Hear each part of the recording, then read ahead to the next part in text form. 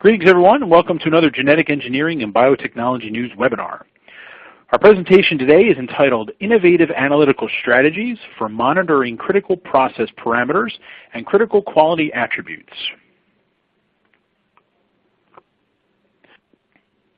I'm Jeff Bogaliskas, Technical Editor for GEN, and I'll be the moderator for today's webinar presentation. A key desire by biopharmaceutical manufacturers is process analytical technology, or PAT, for process monitoring and rapid analytical information generation. While techniques such as infrared and Raman spectroscopy have been widely implemented for small API manufacture, the complexity of bioprocessing and therapeutic proteins requires more informative technologies. Mass spectrometry coupled to liquid phase separations offers immense potential for implementation as an online characterization tool, providing a wealth of multi-attribute information at all stages throughout the bioprocesses, with greater confidence and depth of product attribute knowledge, improving safety and potency. Let's meet our speakers for this GEM webinar, who will provide an overview of the current state of bioprocess monitoring, discussing areas for improvement and implementation of PAT, and describing the potential of GMP-compliant mass spec characterization throughout bioprocess and lot release.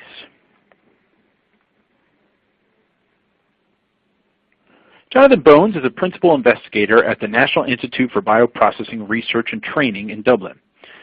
Dr. Bones will provide insight into advanced methodologies for PAT implementation of process controls. Michael Blank is a product marketing manager for Thermo Fisher Scientific. Dr. Blank will inform us on the appropriate mass spec implementation in QC using multi-attribute method workflows. Before our speakers get started, I want to encourage everyone to submit questions for our Q&A session at the end of the presentations. We'll try to get to as many questions as we can, so simply type your question into the Q&A box on the left-hand side of your screen and hit submit. So with all the particulars out of the way, let's get our presentations rolling. Jonathan, the floor is yours. Hi everybody, it's a pleasure to be here today to present to you. My name is Jonathan Bones from NIR based in Dublin, and I'm going to be talking to you today about advances in cell culture process controls and multi-component monitoring methods. NIR is the National Institute for Bioprocessing Research and Training. It's a government-funded institute based in Dublin in Ireland, and what we have here at NIR is a fully functional GMP simulated scaled-down bioprocessing plant. The facility, as you can see in some of the pictures here, it's a beautiful building, modern facility. We have upstream processing capabilities of up to 150 litres in stainless steel or 200 litres single use. We have full downstream and fill finish capabilities, and we also have very, very nice research and analytical laboratories. We do two main things here at NIR. The first really is competency-based training, and that's where basically people can come to NIR, they can learn by doing, hands-on in the pilot scale facility, and then they can take that unique knowledge which they've learned back to their own plants and apply it to their own jobs.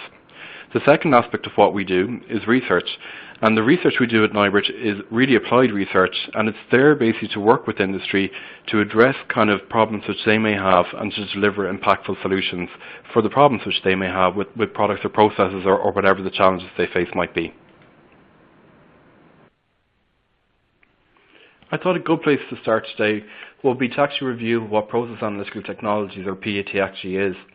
So PAT, as you can see from the definition up top here on this slide, is really taking measurements at all aspects of our actual manufacturing process, looking at either the actual product or the process itself, and then to use that information to allow for the design and control of a manufacturing process, because we have so much information and so much high quality information about that actual process itself. And this whole ability then enables us to inbuild quality, this quality by design approach. And really what we can do therein, the concept is to bring the actual instrument to the process rather than bring samples to the lab. So it's in situ, it's monitoring, it's real-time control, it's feedback, etc. But it's lots and lots of information, and from that information we get a much, much better understanding as to what our manufacturing process is actually doing. PAT, again, it's been very, very successful, widely applied in the all aspects of small molecule API manufacture. And this really has been because if we consider what that is, we have bulk reactants becoming bulk intermediates, becoming bulk products. There's changes in functional groups happening there throughout. As a result, spectroscopic methods, such as the IR-based methods, NIR, MIR is listed here, and also focused beam methods, such as maybe fluorescence spectroscopy, etc., have become very, very successful and widely implemented in this particular space.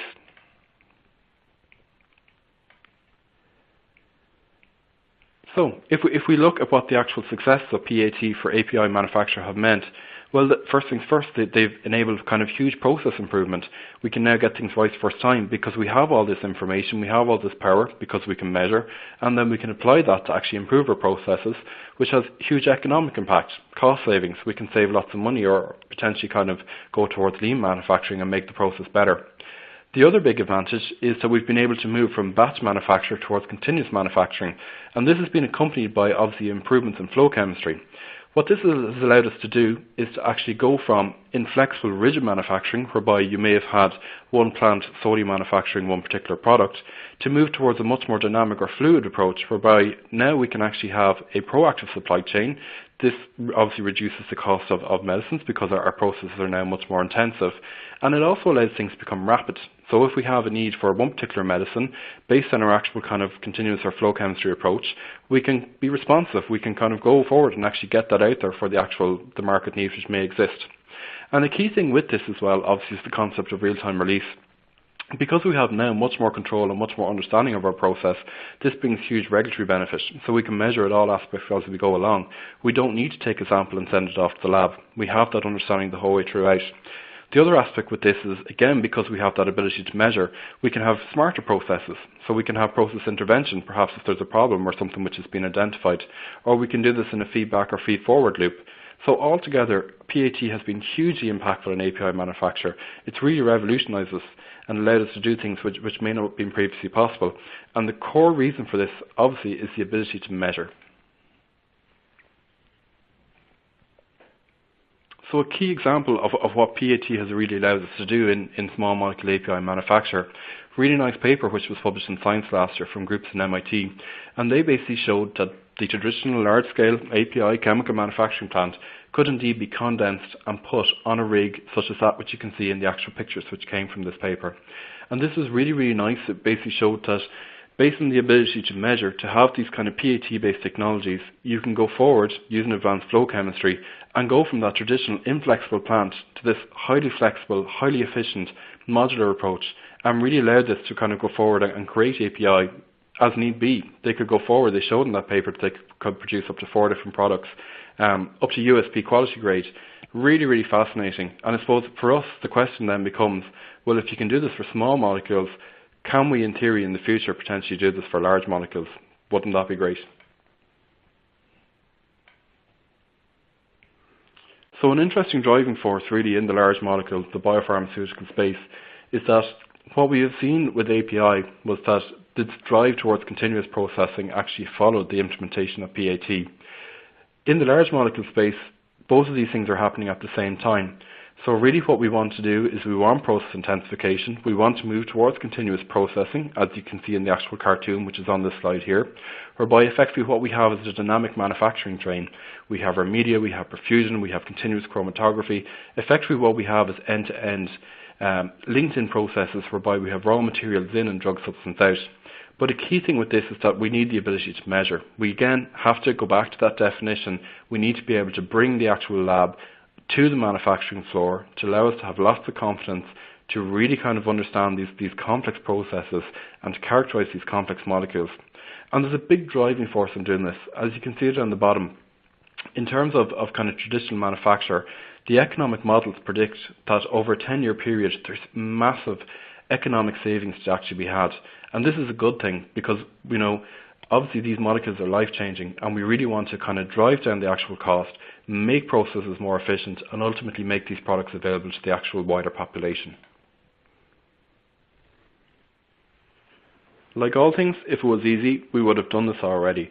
But there's a number of challenges to PAT implementation in the actual biomanufacturing space. The first thing, again, if we consider this relative to our small molecule API example, which I showed some slides back, if we think about large molecule manufacturing, well, the first thing is that we don't operate in solvent. We actually operate in aqueous buffers or aqueous media. And this creates problems with matrix complexity. It then may potentially kind of, limits the technologies which we can apply because some of those technologies are not directly suitable with the actual high water background. The other thing which we need to consider is concentration. So we're not dealing with bulk becoming bulk. We're dealing with living cells producing a protein, and the actual concentration of that protein has to go from small to large amounts as the actual process continues. This then can affect the analytical sensitivity. The other things which we need to concern as well is actual fluidic movement. So it's a dynamic system within the bioreactors. The actual media in the cells are moving based on impeller flow. So we have associated vibrations. This may be seen as physical noise by certain spectroscopic techniques, etc. The most important thing we have to consider is that the bioreactor is a sterile environment. So anything we do cannot compromise that sterility. We have to be very, very careful, whereby if we were actually implementing PAT, where we have probes which might actually kind of be present and remove a sample, that they do not at any stage breach that sterile barrier. So in this case, it may be preferable to have, remote sensing or kind of probes which can actually look in through a glass window, etc. But then again, we have to consider some of the other problems which we've outlined above. Another problem is, again, because this is a bioenvironment, there's live cells in these bioreactors, we have to be very, very careful that our probes don't biofoul or that we don't clog sampling devices based on components from cells such as released DNA or protein or even the product itself. And then another question which we need to consider is, well, do we want a cell-free or a cell-containing sample? Because this then has to basically kind of marry into the actual analytical technology which we will use downstream. So there's some of the things which we can measure down here, as you can see in the bottom of this slide. They're nice, we need to be able to measure these things, obviously very, very important, but the key thing which we want to consider is, well, we want to know about our product. These products are complicated, so therefore we need lots of kind of in-depth characterization information, and that's really the challenge, and that's what we want to discuss as we go forward.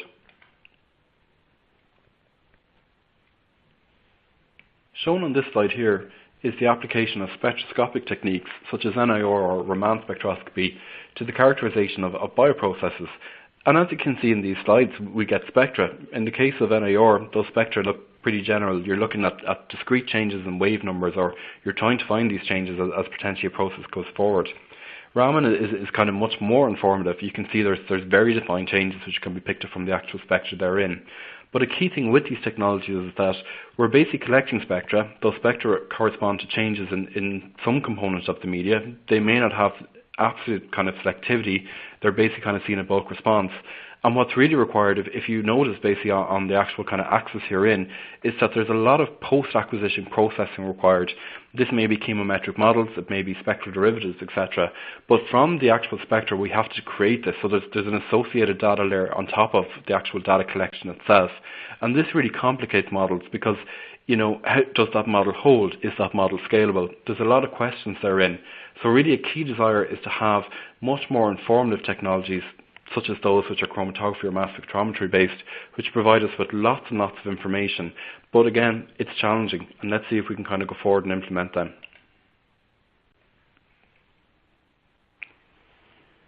So shown on this slide here is really what currently happens. We have our production bioreactor. We can draw a sample. That sample has to go towards protein purification, whereby we actually take the product out before it actually goes to the lab for analysis. And then once it's in the lab, it may be analysed by methods whereby we're looking at one particular attribute. That may be charge variant profile, it may be glycosylation analysis, whatever it might be. So really, each of those assays in turn, they're looking at one particular attribute of the actual product, and they take time. So what you can see really in the actual dramatization down on the bottom left-hand corner here is that while all of this process is taking place, the collection, the protein purification, the actual lab-based analysis, is that time has moved on. And depending on the actual length of time or the number of analysis, that lag time can actually be quite high. So that basically creates a problem wherein our production bioreactor has moved on within the same amount of time, but we're now basically looking at a sample which was collected maybe a couple of days ago. So this isn't really an ideal situation, and ultimately what we'd like to have is more informative methods, and to really fulfill the actual kind of the definition of PAT is to actually bring those informative methods onto the actual manufacturing floor. So what's the solution? And really it's twofold. The first thing really is to have multi-attribute methods, whereby if we do take a sample and send it off to the lab, well then let's get a lot of information in one single analysis. This will be hugely beneficial, and indeed this is what Michael is going to talk you through and really show you some really exciting data on in the second presentation today. The second example, and this is where I'm going to kind of go forward on and show you some of the work we're doing here at NIBRT, is to actually bring the lab to the sample. Again, remember that PAT-based definition. And in this case here, well, what technology do we want? Really the most informative one which we can get to really satisfy all the different methods which you can see listed over here on the right-hand pane are liquid phase separations with high resolution mass spectrometry on the back end. So with a one instrument platform, we can, in theory, depending on the columns or conditions which we use, get intact mass analysis, middle down analysis, intact protein chromatography. We can get all these different attributes. Maybe we want to go and look at peptides, released glycans, glycopeptides, whatever it might be. But if you consider the key aspect of this is indeed LCMS.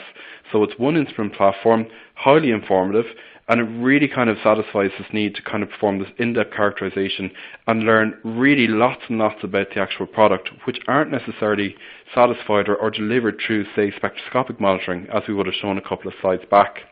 And a key example of this was basically in this paper here, some very nice work which was published by Richard Rogers in 2015, whereby indeed they did show the actual application of what this multi-attribute monitoring could actually do. Really, really exciting. I would encourage you, if you haven't seen it, to go have a look. And it's a really, really advanced, whereby instead of having methods looking at one particular attribute, we can look at multiple things in time, get lots and lots of information, which really gives us lots of comfort and knowledge that we really understand and have control over our actual process. But the key to this was indeed liquid phase separations with high resolution MS on the back end. So the second solution, and the one which indeed my group is working on here at NIBRT in collaboration with Thermo Fisher Scientific, is to bring the lab to the sample. So what we want to do is to actually, using a sterile sampling interface, those which are commercially available, is to hyphenate high resolution liquid phase separations and high resolution mass spectrometry onto the actual production bioreactor. Because if we can do this, we can take our samples. We don't have that need for a chain of custody for protein purification groups, for all these other kind of steps and time lag which can actually happen.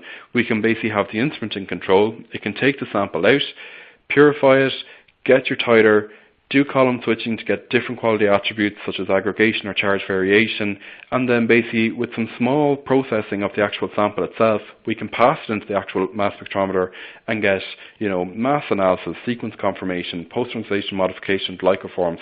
So we can get really, really in-depth characterization information hyphenated to the reactor in near real time, which is really, really informative to allow us to understand these processes in real depth.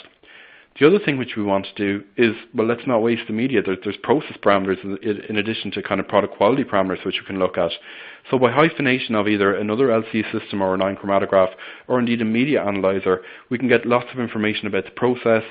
For example, what their glucose or lactate concentration, amino acids, etc. So this allows us again to understand how the actual cells are behaving, how the media is behaving, that sort of interplay. And ultimately what we want to do then is pass this data out into the actual kind of SCADA or Delta V system, so they can be passed back to the actual engineers so they can really understand, make decisions, if it's iterative feedback, if it's automatic, whatever it might be, but have that knowledge that their process is in control, or have the knowledge that they need to do something to act to make sure it remains in control.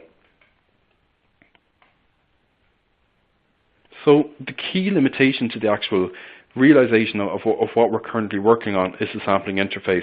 And the good thing is that there's a number of these guys actually out there on the market, each with their own kind of pros and cons. And really a key thing will be to kind of consider, based on the questions which we've shown here, which one is right for what you want to do to allow you to actually bring your lab to the actual manufacturing floor. Key things to consider are, do you need a cell-free or a cell-containing sample? For example, if we want to go forward and look at kind of, LC with high-resolution MS, well, therefore we need to get rid of the cells. So we need to have kind of means or steps within the actual process to do that. You also need to be careful of kind of post-raw processing. So how is the sample processed, and indeed how is the sampler? Is there a sanitant there that can go in and clean to avoid any potential risk or any kind of compromise of that sterile barrier? The most important thing which we have to be careful of. The other things then are really in terms of data. So we can generate all this data basically using the instrumentation, but we then basically have to integrate the software, make things talk, make the instrument talk to the sampling device so a sample isn't drawn and then sitting there, or vice versa, that maybe the instrument might misfire.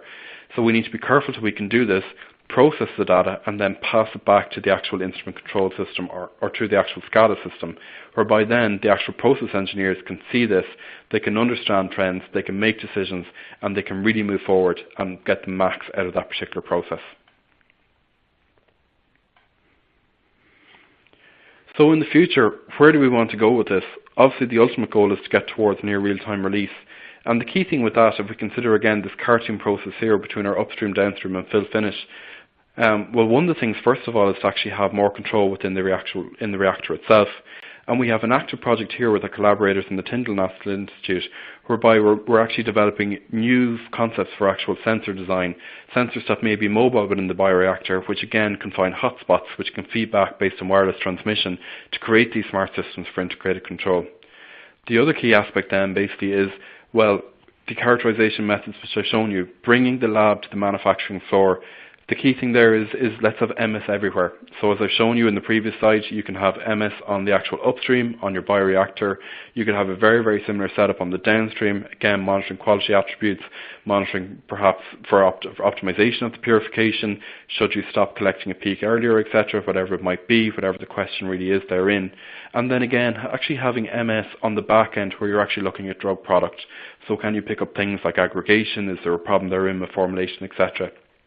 So having these in-depth multi-attribute MS-based methods the whole way throughout in smart integrated connected systems really is going to be the future of bioprocessing. It's really to allow us to get towards this real intensive continuous process and this whole concept of iterative feedback whereby things talk together. It's not unit operations being units. It's actually having connected systems and to allow us to really achieve what we hope the system can achieve. The other key factor with this is the data. So when we're talking about all this kind of smart and integrated systems, obviously we're going to generate huge amounts of data. And what we want to get from this then is to build models for the future to actually go forward and extract information to allow us to maybe do next generation process design, streamlining, lean manufacture, whatever it may be. A really nice example which was published about a year, maybe 18 months ago by Merck, where they actually implemented this approach into one of their actual processes and they showed the benefits of what that could actually be. So where you could actually collect your characterization data, your data from the actual building management system, batch manufacturing records, quality data, whatever it might be, data about the people who are actually involved in the process.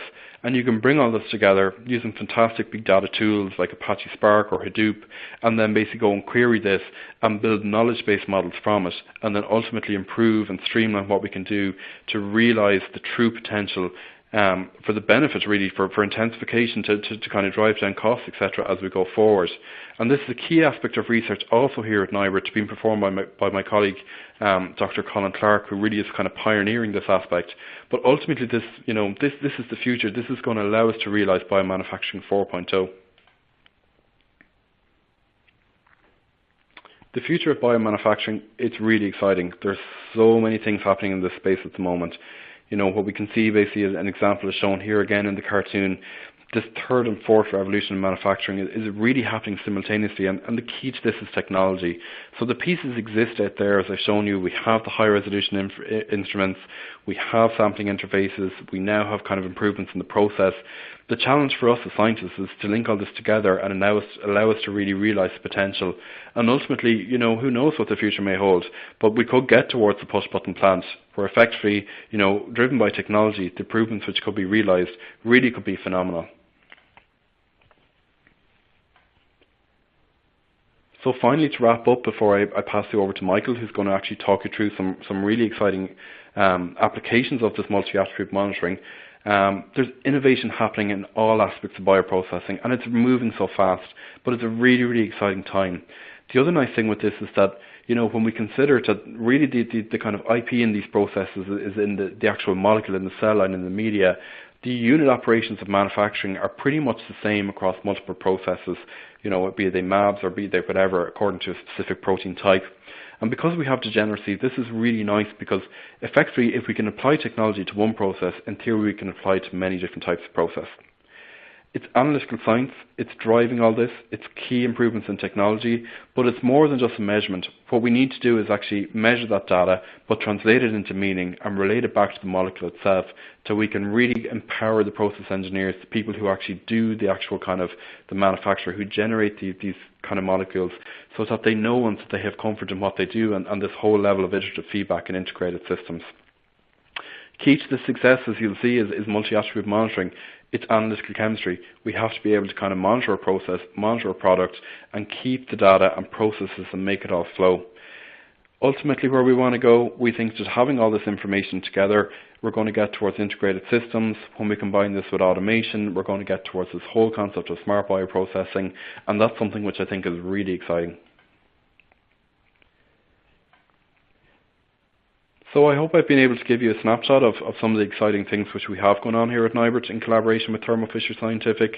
Finally, a quick thank you to all the people who are involved here within NIBRT, within the Institute, and to all the bodies who fund this, as well as our many academic and industrial collaborators. It's been a pleasure to present today. I'm more than happy to answer questions as they may arise later on, but for now I'm going to pass you back to Jeff. Thank you very much for your attention. All right, and with that, I'd like to thank Jonathan for his great presentation. I think you provided our audience with some wonderful insight into multi-component monitoring methods, so we thank you for that. All right, so before we dive into Michael's presentation, I'll remind everyone to submit questions for our Q&A session at the end of the presentation. We'll try to get to as many questions as we can, so simply type your question into the Q&A box on the left-hand side of your screen and hit submit. All right, with that, let's move on to our next presentation. Michael, the floor is yours.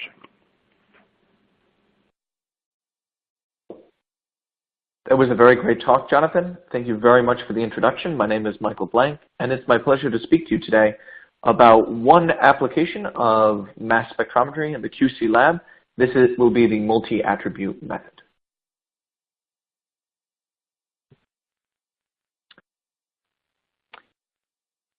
The major tenets of the multi-attribute method are that this is a confirmatory technique. You will always be evaluating one sample relative to another sample, whether that's a change in process, one lot versus another. It's always going to be an A versus B comparison, the gold standard versus something new.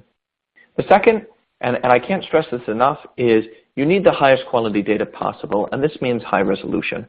Because your quantification is coming from MS1, you simply can't afford to have a low resolution detector, such as 30K or even 40K will not be sufficient to get you the precision that you need in your MS1 to quantify. But one of the major advantages of this method is that you are using a high resolution, but you're not making the method any more complicated. You don't need to do any gas-phase fractionation, no dependency on fragments or library identification. You're just telling the mass spectrometer, get me the best data possible to show to a regulatory agency and to make sure that I get a conclusion that I can trust. And then this leads me into knowledge of the product, that you're getting a deeper understanding of how changes in process, how changes in manufacturing affect your product at the individual amino acid level. So you understand what you're making, the drug substance, better now, right? And then the last is because you understand the correlation between changes in manufacturing or changes in process and how it chemically affects the drug at the individual amino acid level, you can start to think of a quality by design regime and really start to understand what factors are influencing your final product.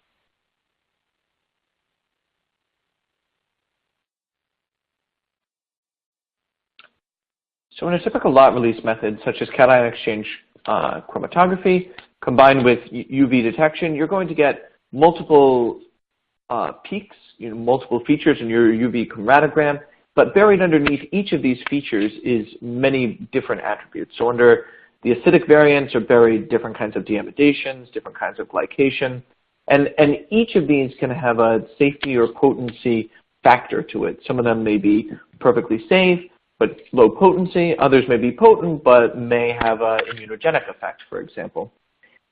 When you switch over to high-resolution accurate mass spectrometry, you now add a third dimension, right? You're looking at things, first of all, at the individual peptide level, which means you can pinpoint which amino acid has been changed. And because you have this orthogonal dimension of high-resolution mass spec, you separate out things according to their M/Z values and their accurate M/Z values in the third dimension, right? So it's a much more precise way of digging into the data than just looking at multiple attributes buried under a UV chromatogram.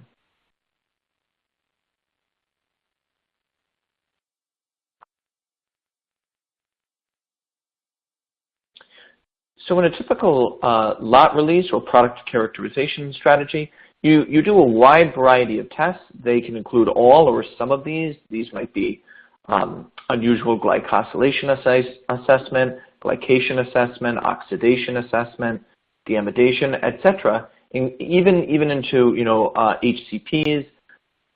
And the typical strategies that are employed right now to do that are a wide variety of tests. These can be cation exchange chromatography, they can be ELISA, they can be HILIC, and each one of these tests gives you a small piece of the puzzle, one or two pieces of information.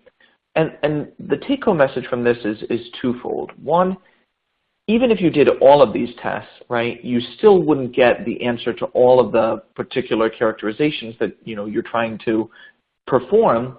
And two, if you do mass spectrometry, a single test, because of the wealth of information that's available in mass spec, will provide all of this data to you, right?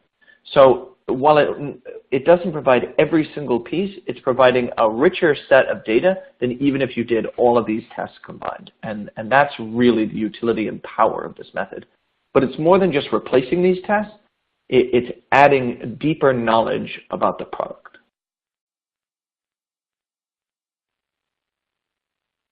So the application, start to finish, looks like this. The data that you'll see in the presentation was done exactly this way.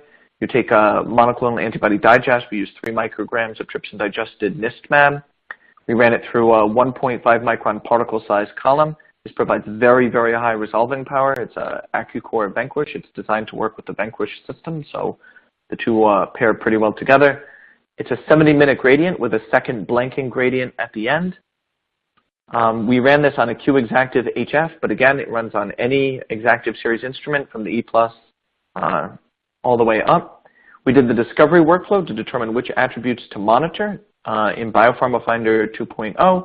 And then once we knew what we should be looking for, we did all of the MAM GMP-compliant work inside Chromeleon. So this is a complete data system, manages the instrument, the data, the audit trail, the reporting, everything.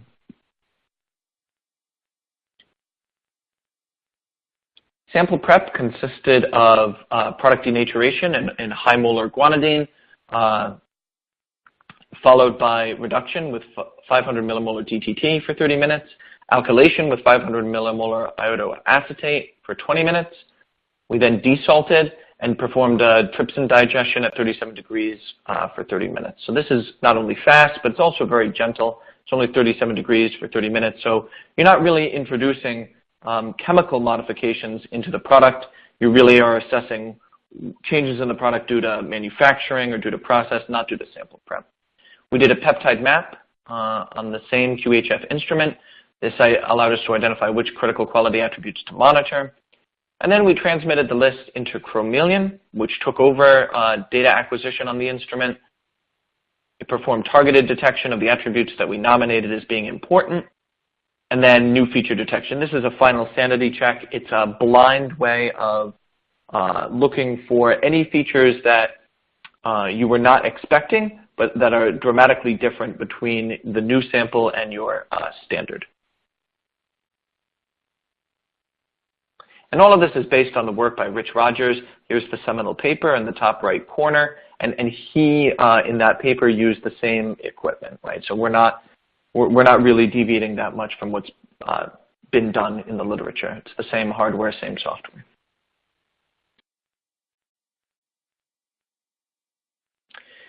Here you see the results tab from Biopharma Finder 2.0. This is showing a modification summary of what was detected for the NIST monoclonal antibody.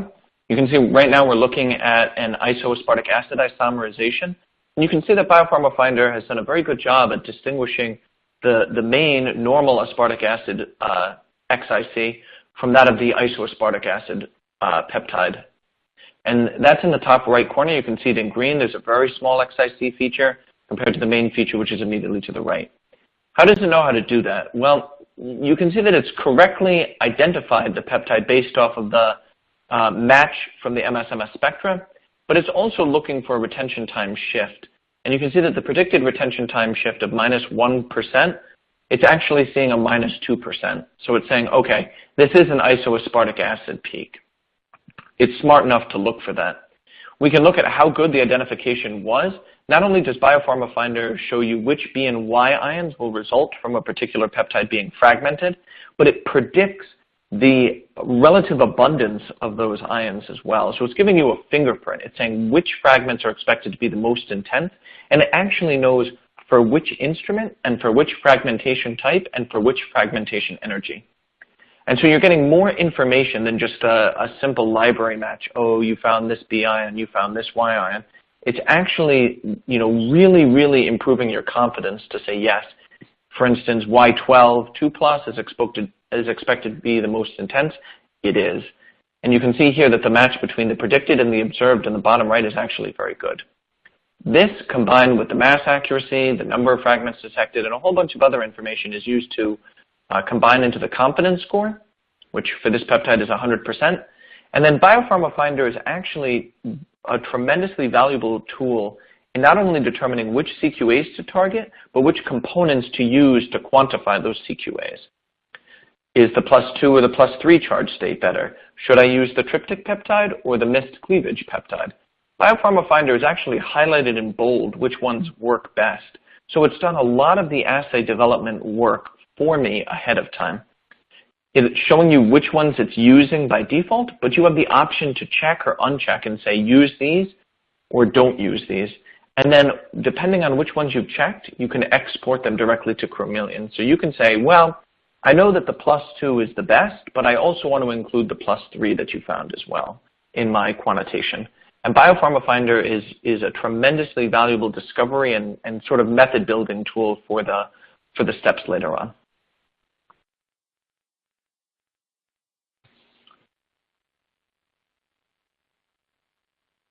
So as I mentioned, once you've identified which attributes you want to monitor, whether they, you have prior information and you can just pick them off the list, or whether they're significantly changing between a stress sample and a control sample, or whether they're exhibiting something unusual and you didn't expect them and Biopharma Finder found them, regardless of what reason, you put a check mark next to them, you right-click and you say export to Chromeleon. The list is then converted to a format. It can be imported by Chromeleon directly, and you can proceed with the next step of the process, which is what I'll outline on the following slide. So this is the transition point between discovery and routine GMP-compliant quantification.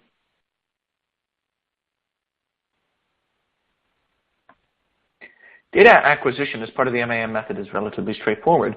For those of you familiar with the Q-Exactive platform, you'll recognize the method editor all inside Chromeleon, and it's a very straightforward method. You simply tell the mass spec to collect the highest quality data possible. This is at 120K resolution or 140K resolution, and it's no more complicated than that. No DIA, no gas phase fractionation, just highest quality data possible. And you see here, it's a very, very simple single node. The LC method can also be configured all in the same GMP-compliant environment, mass spec and LC together. You see the method for the Vanquish here. As part of the Part 11 compliant software package, Chromeleon offers a number of compliance tools to limit user access, who's allowed to electronically sign, who's allowed to finalize reports, edit methods, change sequences. There's also gated access to limit who's allowed to access the instrument and calibrate it. All of this can be set up and configured under Chromeleon.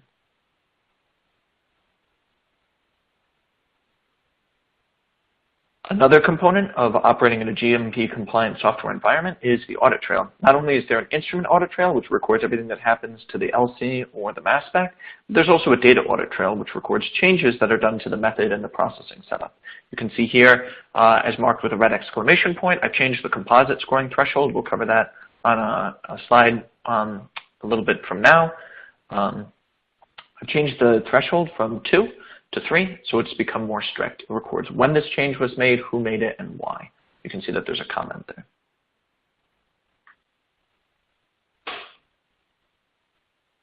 Calibration and tuning, all inside the same data system.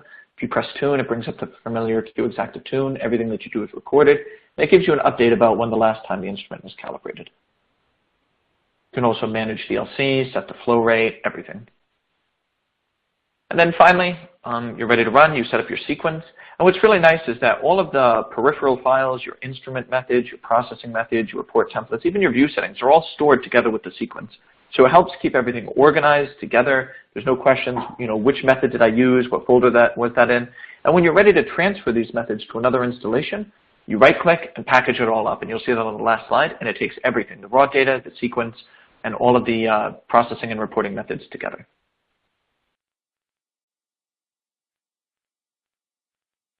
Using Chromeleon is quite easy. You basically walk down this list from setting up an injection, which is what you saw on the previous page, building an instrument method, again, you saw that on the previous page, to data processing, which is what I'll cover next, which is quantification of the attributes that you've named as important.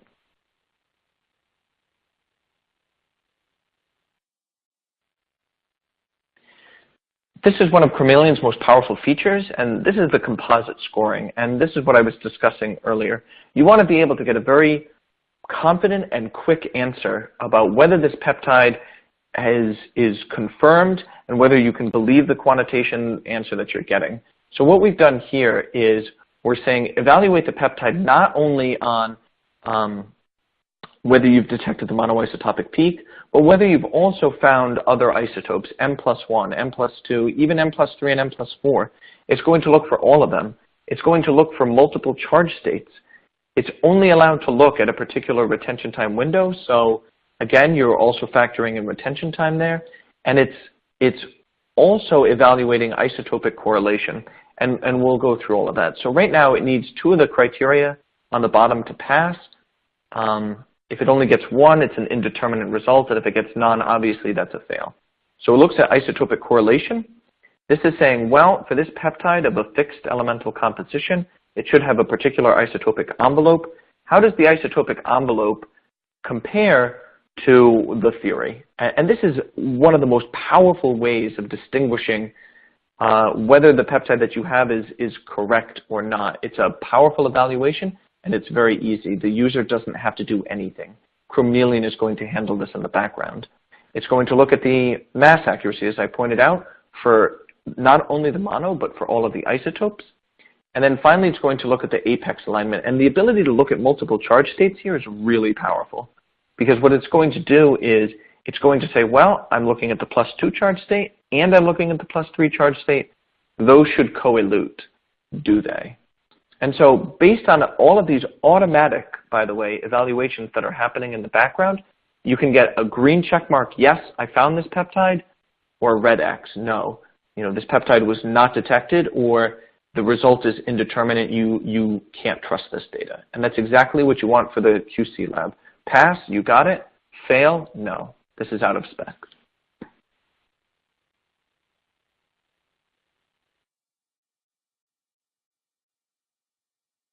Here you see the adjustment for some unusual chromatographic features. This enables us to overcome split peaks, shoulder peaks. The integration can be set on the individual ion basis to accommodate these.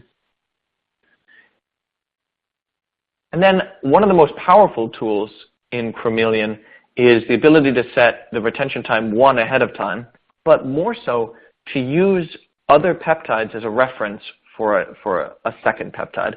So you can say, well, instead of trying to find this really low-level deamidation, find the main native peptide, which is very intense, and then move over by 30 seconds and look for it there.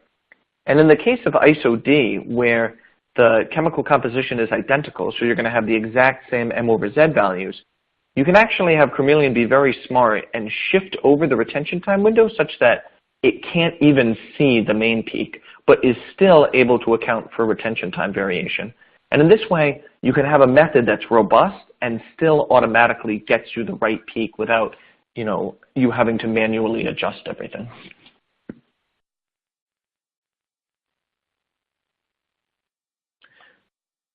So here's a typical studio view inside Chromeleon. You can see all of the peptides and whether they've been detected or not on the left-hand side. These are listed under components.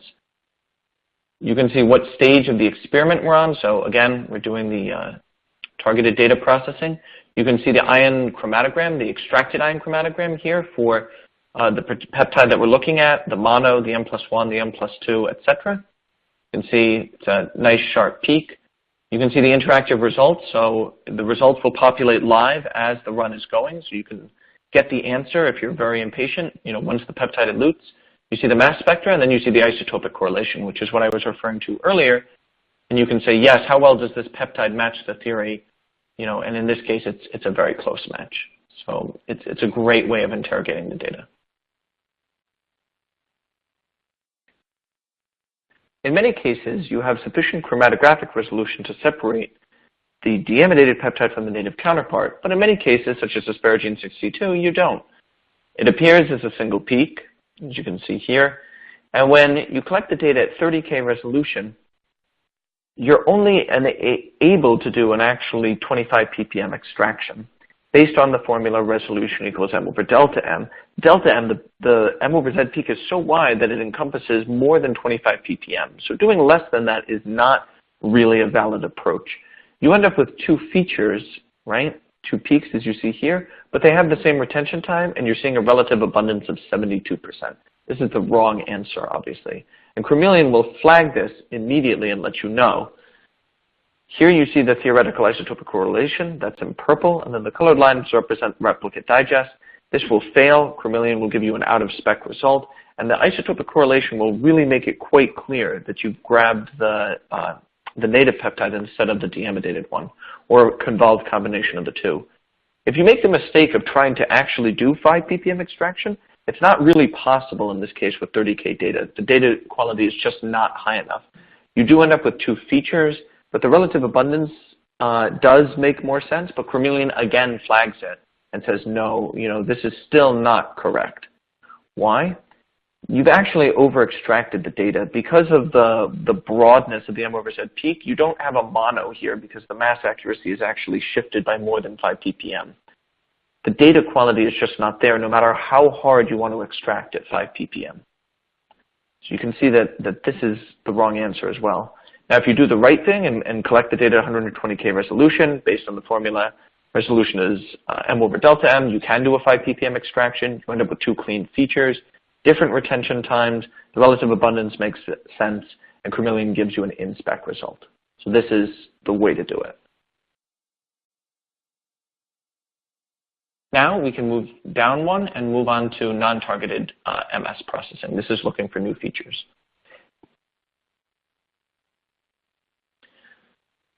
So I did two replicate digests, digest 1 and digest 2. It's the same sample. I'll call the first digest A and the second digest B.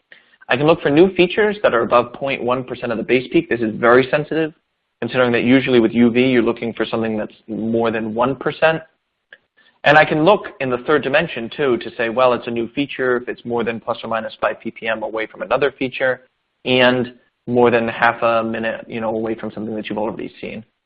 The software will do automatic alignment and framing. It finds a whole bunch of features, and I say, no, filter those out only for the ones that are monoisotopic, that have multiple isotopes, more than just a one-hit wonder, that are charge state 2 to 4, and that are really changing. That's more than tenfold. And when I do that, Chromeleon lets me know, yeah, you're in spec. You don't have any new features, which is ideally what I want. It's replicate digest of the same sample.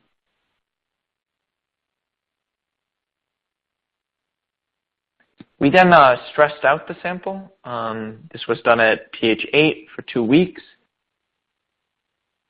And in this case, as you might expect, we found a whole bunch of new features. So here's a peptide at 849 m over z that's changing by about 7-fold. Here's another one changing by about 7-fold, 559. And all I have to do is go back to the original peptide map and I can figure out what these are.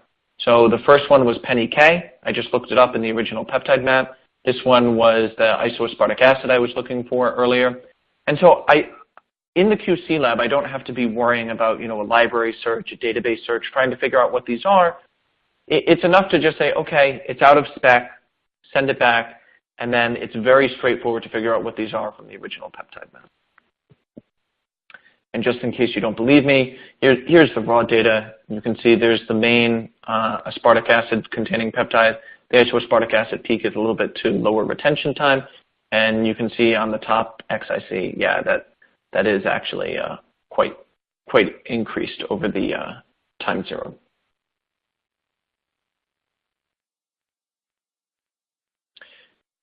Chromeleon's reporting function enables you to make any kind of customized report template you like. Here's our system suitability test.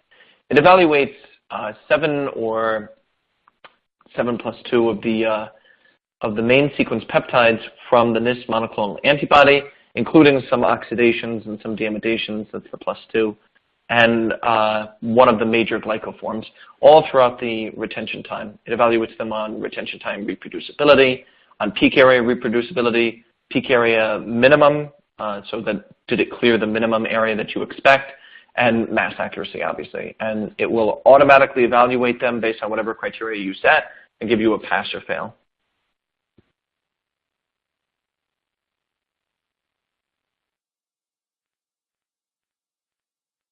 And then once you have everything set the way that you like, all of the instrument methods, the report templates, the view settings, the sequence, you can package all of that up, including the raw data, and send it to another installation of Chromeleon in the QC lab. So it's very portable. Once you do all the development work, the method building, all of that is saved and preserved, and you can send it as a CMDX file onward into QC.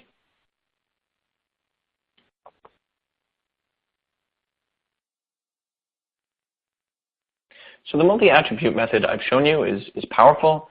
The wealth of information provided by mass spec is able to replace numerous conventional lot release testing. This software, this data system, these instruments have been used previously for filing with the FDA to begin clinical trials. So I'm not talking about something that could happen. This exact configuration, as I've described it, has been used. It is fit for purpose. It gives you confident results thanks to the peptide scoring. It'll give you a green check mark, whether you can believe the data or not, which is critical for a QC-based application. You really need to be able to trust it. High resolution, high mass accuracy means that you have data that you can be confident about, that if you do need to show to a regulatory body, it's there, it's the highest quality data possible.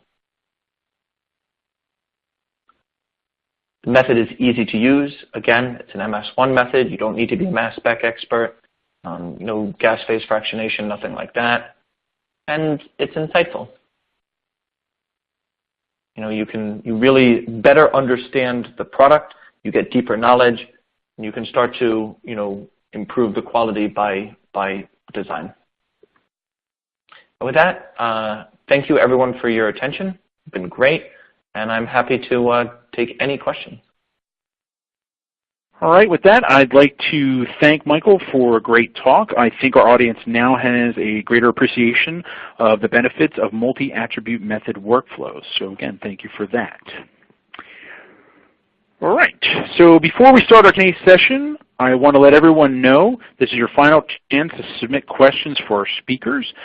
So hurry up and send them in now. We have a few questions already that look really great, but we're encouraging the audience to keep them coming. And with that, let's begin the Q&A session. Like I said, we have a few questions that have already come in, so we'll start to tackle those and get to as many questions as we can. Bear with us for a few minutes when we get everything straightened out on our side, and we'll start the Q&A. All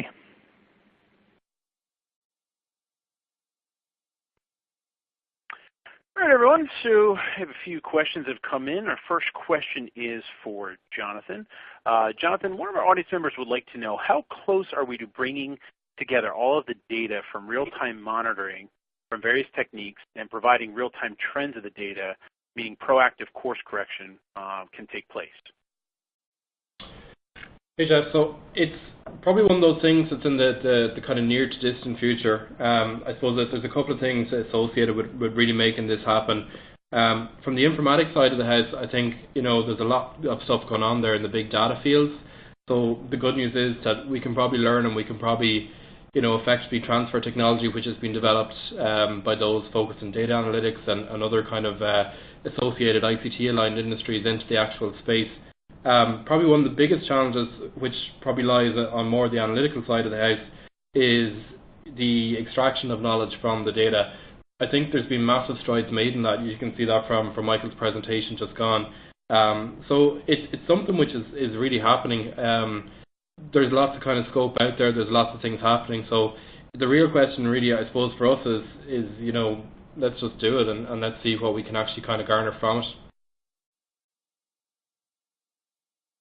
Alrighty, thank you for that. Michael, the next question is for you. One of our audience members would like to know, does the use of high-resolution MS need a high skill set? Will this ever get towards black box technology?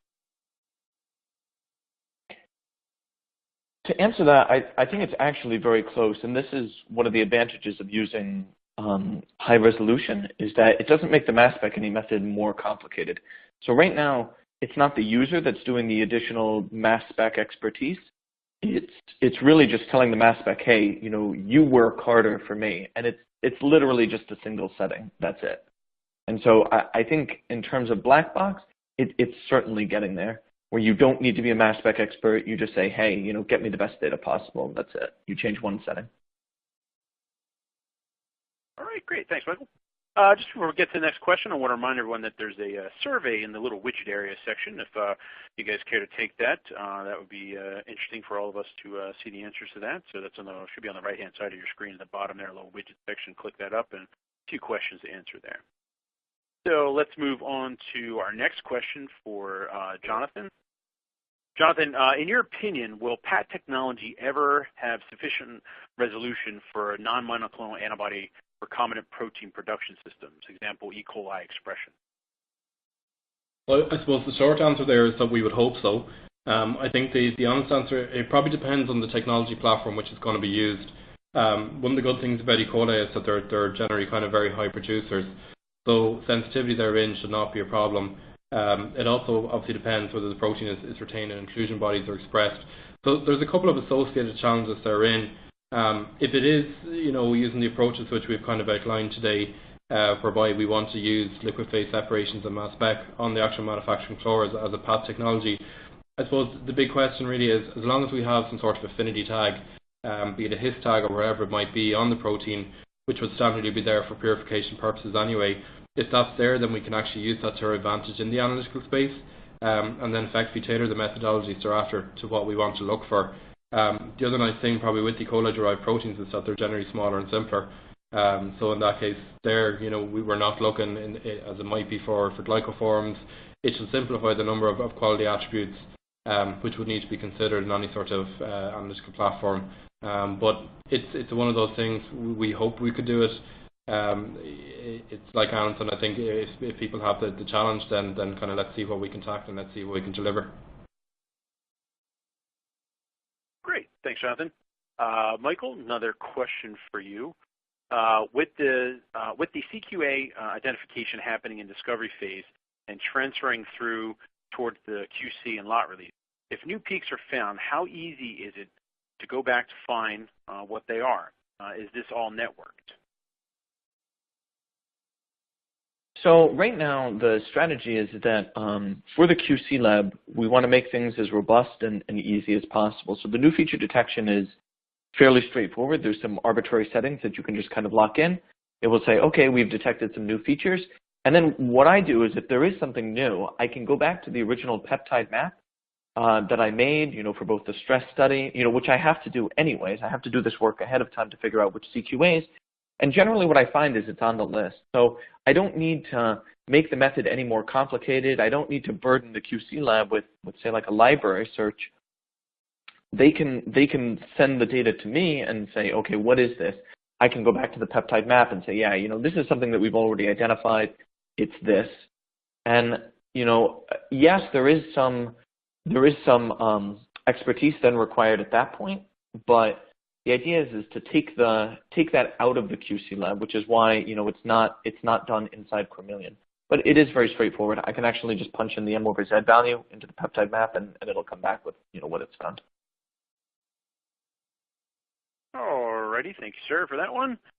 We have another question for Jonathan. Jonathan, one of our audience members would like to know, what are the main challenges faced when scaling up from small volumes to production size volumes when it comes to ensuring batch quality? It's really not a trivial task, and the biggest kind of problem is actually what's listed in the question. It's volume itself. So as you scale up, you're changing lots of the physical parameters associated with the actual process. So really the biggest thing is to maintain the actual quality attributes throughout.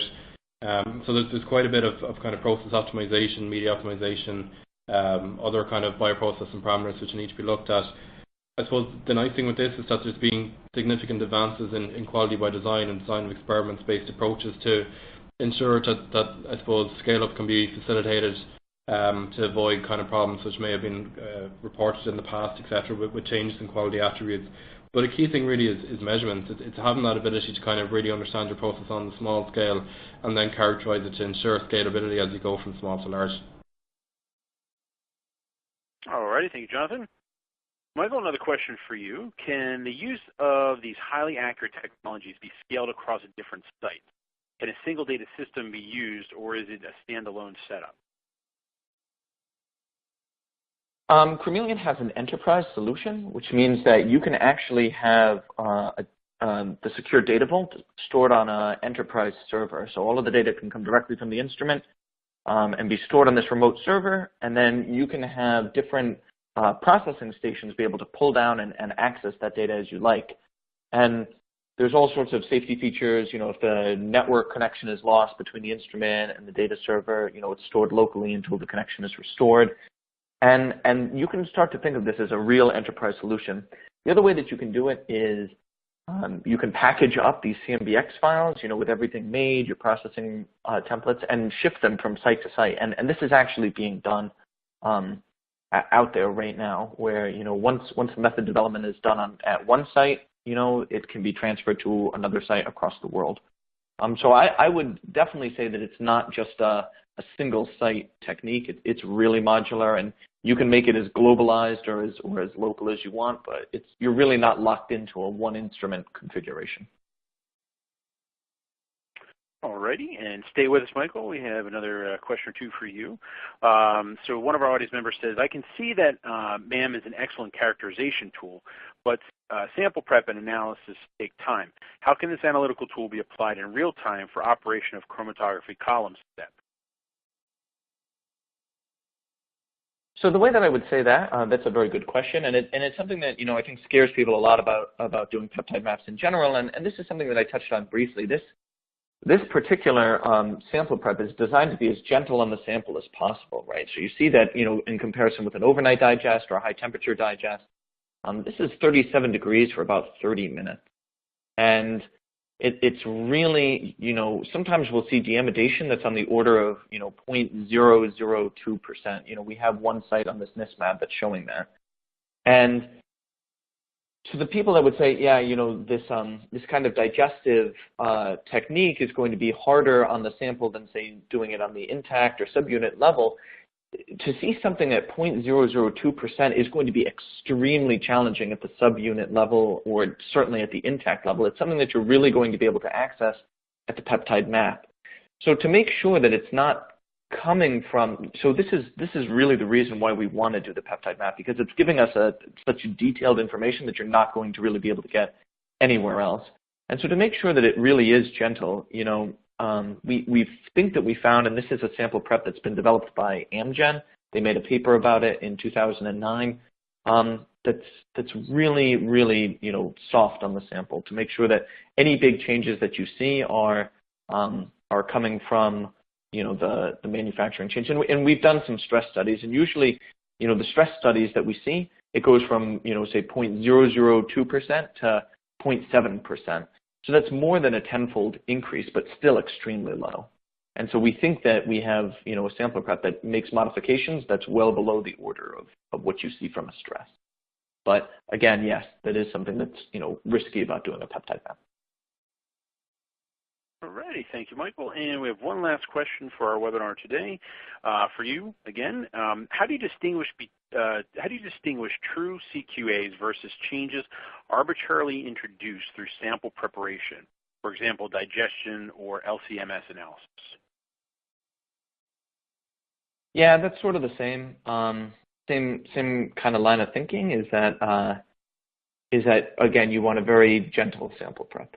And so this is one that we think is very good. And again, you know, some of the information, some of the detailed information about the, you know, a drug product like this is only going to be able to be available in a peptide map. So this is something that we feel you have to do. But if you're going to do it, you should find a sample prep that's as conservative as possible, and we think that this is a good one. Alrighty, thank you. And with that, we've come to the end of our webinar. So I want to remind everyone that the webinar will be archived on our site at www.genengnews.com for up to 1 year. So if you missed parts of it, you can watch it again, or feel free to forward the link to your friends and colleagues, which we always like and recommend. I'd like to thank Jonathan and Michael again for their informative presentations, and I'd like to thank the audience for their thoughtful questions and for their attention.